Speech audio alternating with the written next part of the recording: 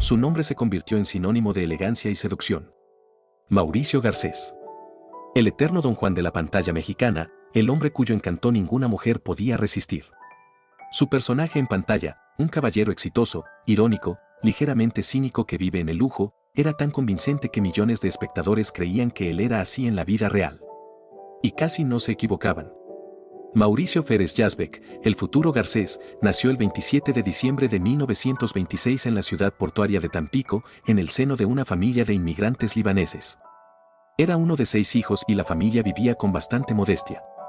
¿Quién hubiera pensado que este muchacho de una familia común se convertiría en el símbolo del aristocratismo para toda América Latina? Tras mudarse a la Ciudad de México, el joven Mauricio, gracias a su tío, un famoso fotógrafo, se sumergió en el mundo del cine. No se convirtió en actor de inmediato, probando muchas profesiones, desde repartidor hasta empleado de contabilidad. Pero su físico, su innato sentido del estilo y su voz de terciopelo no podían pasar desapercibidos. Adoptando el seudónimo Garcés, comenzó su camino en el cine. Al principio, fueron papeles pequeños y dramáticos.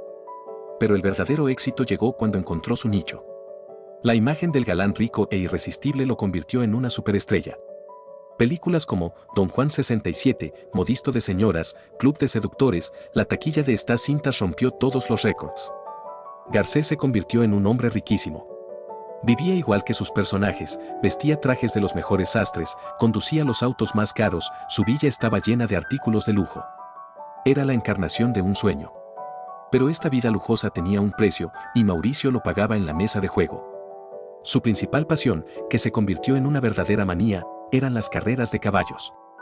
El Hipódromo de las Américas en la Ciudad de México se convirtió en su segundo hogar. Apostaba sumas enormes. Se rumoreaba que en un solo día podía perder una cantidad que un mexicano promedio no ganaba ni en 10 años. Creía en su suerte, en su estrella. Le parecía que él, al igual que sus personajes, siempre saldría victorioso. Además de las carreras de caballos, había otra pasión, las cartas. Era un habitual de los clubes privados, donde el juego era con apuestas altas. Sus compañeros de juego eran industriales igualmente ricos, políticos, otras estrellas. Pero si para ellos era un entretenimiento, para Garcés ya era una necesidad. No podía parar. Los biógrafos afirman que el juego le daba esa adrenalina que ya no le proporcionaban ni la fama ni la adoración de sus admiradoras. El imperio financiero del elegante Don Juan comenzó a desmoronarse. Vendió propiedades para cubrir deudas. Aceptaba cualquier trabajo, incluso aquellos que no correspondían a su estatus, solo para conseguir dinero para una nueva apuesta. Su salud también se resintió. El estrés constante, el tabaquismo, todo ello golpeaba su organismo. En los últimos años de su vida, no quedaba ni rastro de su antiguo esplendor. El gran Mauricio Garcés, símbolo del éxito, falleció el 27 de febrero de 1989 de un enfisema pulmonar, en la pobreza, en un modesto apartamento que le había prestado un familiar. Lo había perdido todo: dinero, fama, salud. Su único capital restante fue un lugar en la historia del cine y una triste lección sobre cómo una sola pasión puede destruir incluso al más grande de los hombres. La llamaban la reina de la comedia. Única, irrepetible Fanny Kaufman, conocida en todo el mundo por el apodo de Vitola. Su increíble plasticidad, su mímica hilarante, su gran estatura y delgadez, que convirtió de defectos en su tarjeta de presentación, la hicieron una de las estrellas más brillantes de la época. Al mirarla, era imposible no reír. Pero, ¿sabía el público que detrás de esa fuente de alegría se escondía una mujer atormentada por una de las adicciones más destructivas? Su historia es asombrosa. Fanny nació el 11 de abril de 1924 en la ciudad canadiense de Toronto, en una familia de inmigrantes judíos con raíces polacas y rusas. Desde niña, la pequeña mostró dotes artísticas. Su madre, al notarlo, la llevó a La Habana, Cuba, donde la joven Fanny comenzó a actuar en un teatro infantil. Fue allí, en Cuba, donde recibió su famoso apodo Vitola debido a su figura delgada, que recordaba a un cigarro puro. Pronto, su talento fue descubierto y se trasladó a México, donde se desarrolló su brillante carrera. No era solo una actriz de comedia. Era un fenómeno. Sus dúos con el gran Germán Valdés Tintán se convirtieron en parte del fondo de oro de la cinematografía. Se entendían con solo una mirada, sus improvisaciones en el plató se convirtieron en leyenda. Actuó en más de 100 películas y era una mujer increíblemente rica. Podía permitírselo todo. Y se permitió una pasión que la arruinó, el póker. Para Fanny, no era solo un juego. Era una obsesión. Podía jugar durante días enteros, olvidándose del sueño, la comida y el trabajo.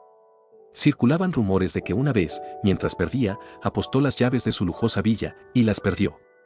En otra ocasión, según cuentan, perdió en el póker un cine entero que le pertenecía. Su casa se convirtió en un garito, donde se reunían los jugadores más empedernidos de México. Las apuestas eran enormes. Fanny, cegada por el juego, perdía el control.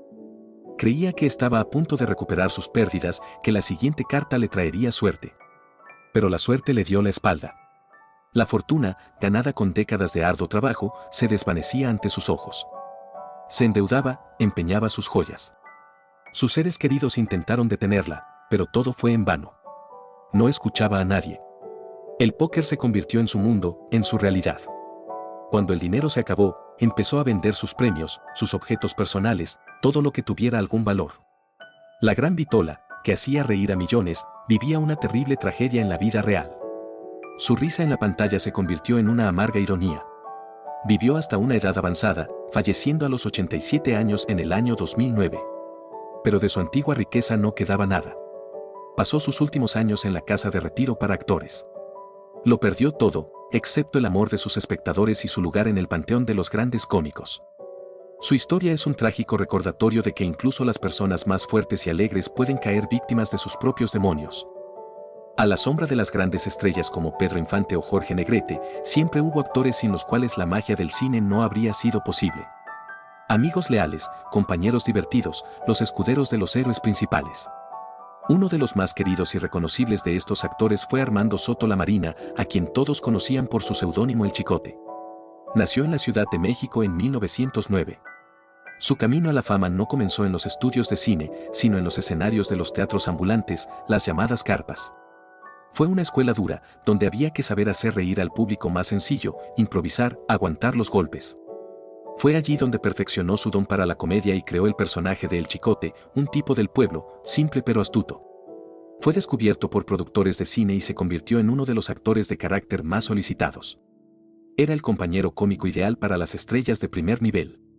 Recuerden las películas Nosotros los pobres o Ustedes los ricos, su dúo con Pedro Infante era simplemente magnífico. El público lo adoraba por su sinceridad y su humor popular. Era uno más para millones de mexicanos sencillos. Pero la fama y los buenos ingresos también tenían otra cara. Armando se aficionó al alcohol. Y donde hay alcohol, a menudo también hay juegos de azar. El Chicote era un hombre de alma generosa. Al recibir su salario, podía organizar un festín para todo el mundo, invitando a todos. Y el resto del dinero lo gastaba en juegos de cartas y en peleas de gallos que eran increíblemente populares en esa época. Su carácter, ya de por sí impulsivo, se volvía insoportable bajo la influencia del alcohol. Se peleaba con los directores, interrumpía los rodajes. Su imprevisibilidad se convirtió en leyenda. Pero lo querían y le perdonaban mucho por su enorme talento. Sin embargo, sus vicios, lenta pero firmemente, destruían su carrera y su vida. A diferencia de Garcés o Vitola, él no perdió grandes fortunas porque nunca las tuvo. Vivía de un salario a otro. Recibía el dinero y de inmediato se lo bebía y lo perdía en el juego. Estaba atrapado en un círculo vicioso: trabajo, dinero, bebida, juego, deudas y de nuevo trabajo para pagar las deudas. Esta carrera agotadora continuó durante años. Murió en 1969 a la edad de 60 años de cirrosis hepática. El fiel escudero de los héroes del cine mexicano perdió su batalla principal, la batalla contra sí mismo. Su ejemplo demuestra que la ludopatía y otras adicciones son peligrosas no solo para los ricos, sino también para aquellos que, aparentemente, están firmes, son amados por el público y solicitados en su profesión. Lo llamaban el rey de los actores de reparto. Fernando Soto, apodado Mantequilla, fue quizás el actor más trabajador de su tiempo. Su filmografía incluye más de 200 películas. Parece que no hubo una sola película importante de la época de oro en la que no apareciera este simpático hombre robusto. Nació en 1911 en una familia de actores. Su tío era el famoso comediante Roberto Soto el Panzón. Así que su camino estaba predestinado. Desde niño, se movió en el ambiente artístico y absorbió su espíritu. No tuvo que luchar por un lugar bajo el sol, él pertenecía a ese mundo. Y trabajó sin descanso. Su capacidad única para transformarse lo hacía indispensable.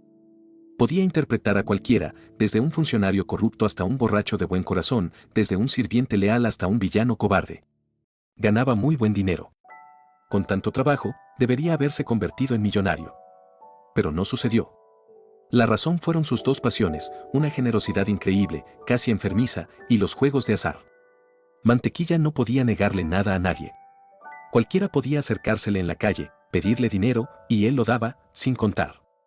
Pagaba las cuentas de sus amigos, mantenía a parientes lejanos, organizaba fiestas grandiosas. Su casa siempre estaba llena de gente. Y, por supuesto, una parte significativa de sus ganancias se iba en el juego. Como muchos de sus colegas, era un asiduo de los hipódromos y los clubes de cartas.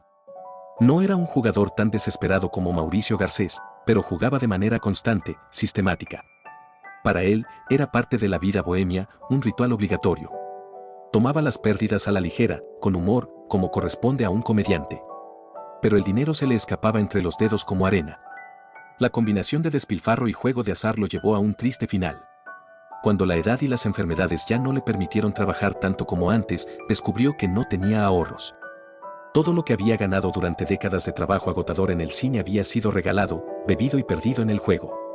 Falleció en 1980, en la miseria y el olvido. Su funeral fue pagado por la Asociación Nacional de Actores. Así terminó su camino uno de los actores más trabajadores y talentosos de México. Un hombre cuyo rostro conocía todo el país, pero cuya tragedia personal pasó desapercibida detrás de sus 1000 personajes de cine.